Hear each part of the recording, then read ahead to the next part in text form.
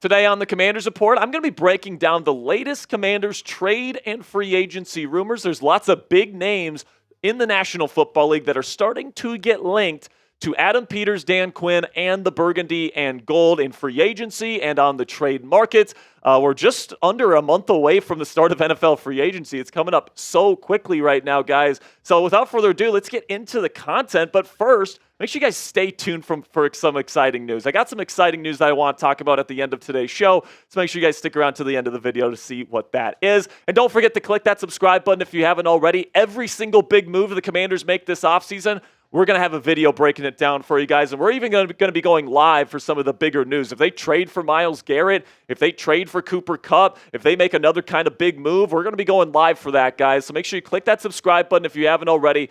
Join us here at the Commanders Report. Over 36,000 people have already clicked that subscribe button. We're one of the fastest growing channels here at Chat Sports. In fact, right now, I think we are the fastest growing channel in the entire company right now. That's all because of your guys' support. So make sure you click that subscribe button if you haven't already to continue our historical run here on the Commanders Report. Okay, first up, let's talk some cornerbacks, because I think this is obviously a position that we all acknowledge the Washington Commanders need to address. Now, whether that's nickel corner or outside corner kind of depends on how you feel about Mike Sainristil and whether or not you want him to stay on the outside or kick back into the slot. But an outside cornerback option that looks like he's going to be made available is Jaire Alexander. ESPN's Rob Demovsky, who covers the Packers for that platform there, reports that there is a quote-unquote strong indication that Green Bay is going to cut Jaire this offseason.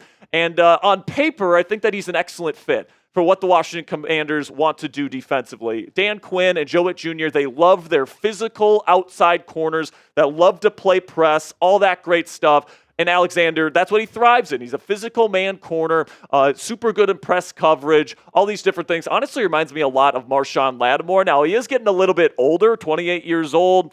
But the real kicker here, guys, is the injuries. He hasn't played more than 7 games in 3 of those last 4 seasons.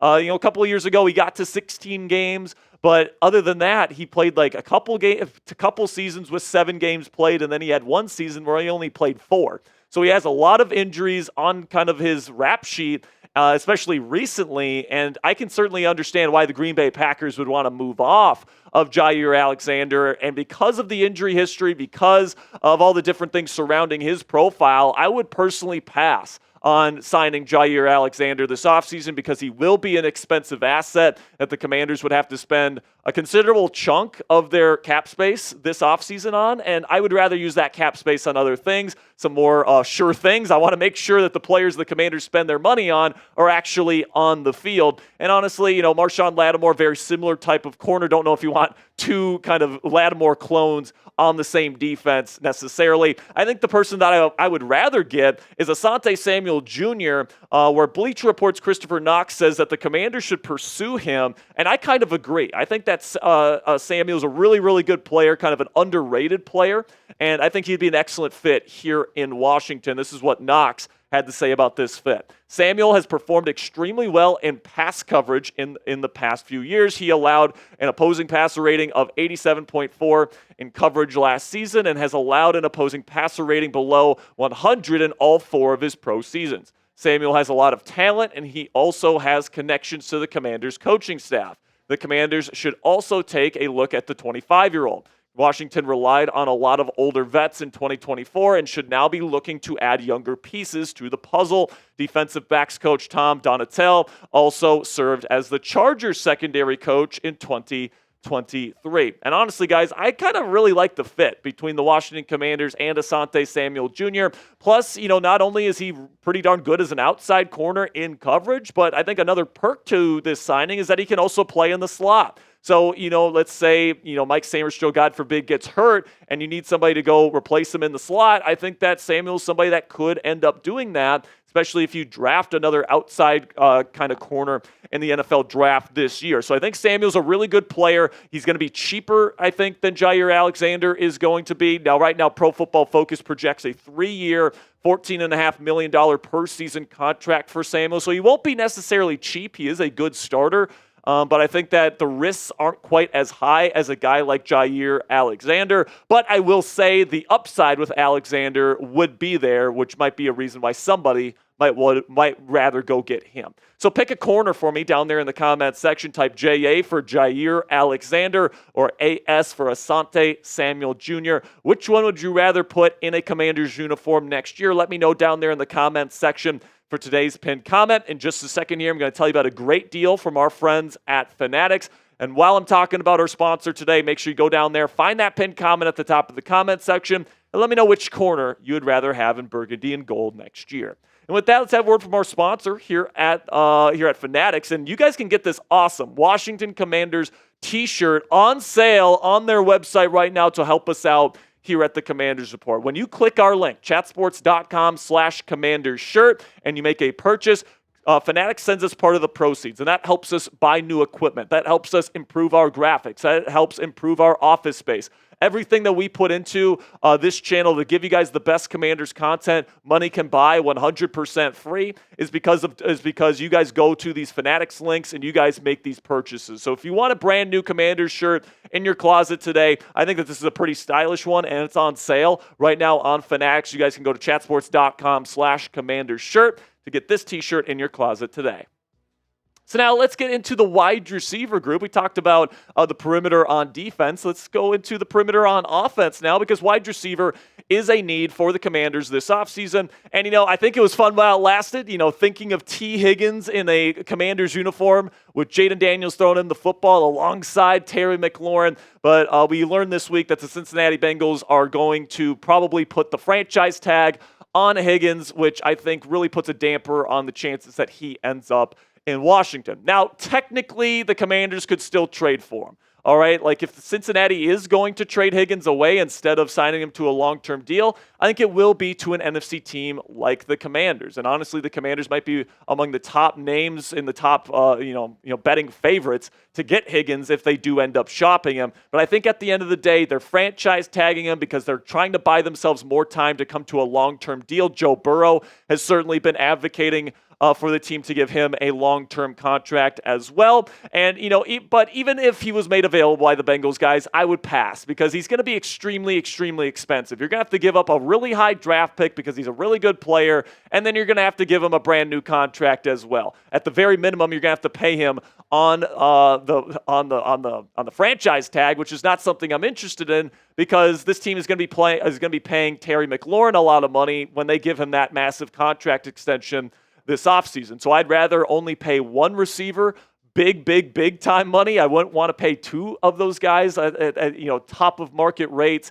So personally, I don't think T. Higgins is a possibility for the Washington Commanders. But somebody that I think is a possibility is Cooper Kupp. ESPN's Jeremy Fowler highlighted earlier this week that Washington was the top trade destination for Mr. Kupp. This is what he had to say on ESPN earlier this week. Talking to people around the league, Kupp will have a market because he's so quarterback friendly. Certainly Washington is looking for a complimentary number 2 receiver, and he's, of course, is 100% right about that. And, I wouldn't mind Cooper Kupp in a Washington Commander uniform at all, especially if the team plans on drafting a future number 1 caliber type of receiver in the NFL draft. Kupp is no longer a true number 1, but I think he's a really reliable number 2. I still think he's a good route runner. Still think that he's a good run blocker. I still think he's a really good teammate and leader inside the locker room. So I think that he would be a fine addition to this Washington Commanders group. I think that with all the different creative ways that Cliff Kingsbury likes to use some of his offensive weapons, he can certainly do that with a versatile weapon like Cooper Kupp, who can play on the outside and specializes in the slot. I just hope that the Washington Commanders don't overpay for him, both in terms of the cap hit in 2025 and in terms of the trade capital if they do end up trading for him. I really hope they don't trade a 3rd round pick for him or something crazy like that. And then, I really hope they don't pay him the $20 million against the cap that he is currently slated to make with the Los Angeles Rams this season. So I just hope that if they do acquire Cooper Kupp, they're doing it in a way that makes financial sense for the Washington Commanders. But at the end of the day, he would be a perfectly fine fit with this football team. But if you're asking me, in terms of kind of the versatile chess piece, wide receiver type weapon that would be the ideal fit for the Washington Commanders this year, look no further than Chris Godwin. the Tampa Bay Buccaneer wide receiver that just came off of a knee dislocation this past year. Very serious injury, but he was having a phenomenal season last year with the Bucs before he got injured. One of the best yard after the catch type of receivers in the league. Short yardage kind of guy, and then he really turns short gains, like passes that are close to the line of scrimmage, and he turns those into big plays by making guys miss, being really smart with his rush lanes, all these different things. He understands how the blockers are forming in front of him. Really has good instincts out there. He is 28 years old, so he's not a young buck anymore, but he just came off a season where he looked like one of the best receivers in football. I also know he's coming off that injury, but hey, I think that should be able to drive his price tag down a little bit this offseason as well, which would benefit the Washington Commanders. Godwin specializes in the slot, but can play outside, similar to Cooper Kupp. And I think he'd be a perfect complementary piece to Terry McLaurin here in the Washington Commanders offense, of course, helmed by soon-to-be second-year quarterback Jayden Daniels. Right now, Pro Football Focus projects Godwin's contract at 3 years, $20 million per season. And honestly, guys, I think that's an absolute steal. I really do. You look at guys like Justin Jefferson making $35 million per season. I think Jamar Chase is going to get somewhere close to $38 million or even $40 million this offseason with the increased cap number in the National Football League this year. So $20 million for a guy as good as Chris Godwin to be a really, really good complementary piece in this system, I think would be an absolute slam dunk home run for the Burgundy and Gold. So you be the GM for me down there in the comments section. Would you pay Godwin $20 million per season to be this team's number 2 receiver alongside Terry McLaurin? I certainly would. Let me know what you guys think down there in the comments section. Give me a yes or a no to let me know your thoughts. That'll be it before I go here, 2 last items here that I want to discuss with you guys before I say goodbye for the day. The first one is that the Commanders have hired Jesse Madden. Yes, that Madden. He is the grandson of the great John Madden. And, I think it's kind of interesting that they're bringing him in. I think he comes to us from Michigan. He's a former player. He just kind of got done playing. He's not playing anymore. He didn't get his chance to play in the National Football League, but obviously with his connections, his family ties, it certainly seems like he's getting his opportunity here. He's going to be an offensive quality control coach here at the Washington Commanders. So congratulations to Jesse on getting the job here in Washington. And then the final thing that I want to talk about, and this was the exciting news I was alluding to earlier in the show, guys. Just take a look at this beautiful stadium design, man, because this is the officially proposed design stadium for the new Washington Commanders Stadium at the RFK site in Washington, D.C. And Joey is rolling through all the photos here of this new stadium right now, and just look how beautiful this new stadium design looks. It's going to be overlooking the National Mall, and even at night, look at the way it glistens in kind of the DC skyline. I think it looks absolutely fantastic. It's projected to be $3 billion though, so it's going to be very, very expensive. But just look at that thing, man. It looks like it's worth $3 billion. That looks like an Olympic type of stadium right there. And I would certainly love to watch some Washington Commanders football games in the future. So very exciting things happening here at the Washington Commanders, man. The future is extremely bright, not only on the field, but also off of it. It does seem like that the Commanders name and logo is probably here to stay. But hey, at least that name and logo is associated with winning now because of Dan Quinn and Jayden Daniels. So I'm extremely excited for the future here on the Commanders Report, covering this football team with you guys. Make sure you click that subscribe button if you haven't already. I greatly appreciate you guys sticking with me here to the end of today's show. Got a bunch of great Commanders content coming your way all throughout the 2025 offseason. So if you don't want to miss any of that, click that subscribe button right now. And until next time, hail to the Commanders.